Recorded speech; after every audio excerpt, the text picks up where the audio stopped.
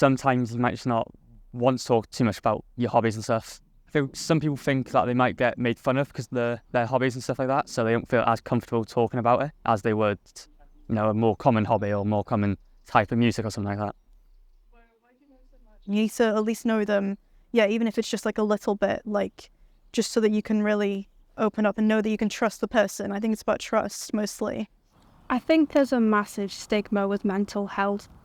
There's a lot of people that just don't know how to talk about it, and there's a lot of people that just feel like if they do speak out, they'll get judged. In our generation, it's quite open, but at the same time, there's still a lot of judgmental people who believe that, oh, maybe you're faking it, so why should I believe you?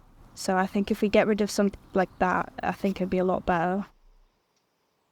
Like, referring back to sort of men's mental health, it's very much a bottled up conversation. You get the sense of judgment, anxiety to talk about it. Another barrier could just be not the right time, not the right place. You want to talk about it, but you don't know how, you don't know when.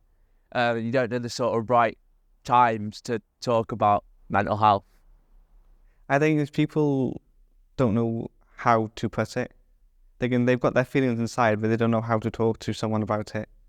So I think once they found out who they're comfortable talking to, then they can start expressing it, or even just by writing it down to begin with, and then hand someone that out can say, "Can you help me with this?" And then I'll go from there. I'm not always talking, but whereas just by an email or written down a piece of paper or something, just to help them start off. You can rewrite, you can delete stuff, you can like cross stuff out, and you can like rephrase things.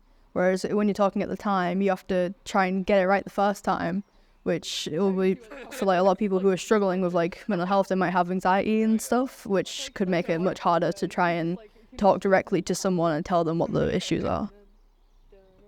People with hidden disabilities, they may not know how to express it. As for me, for example, I've got ASD.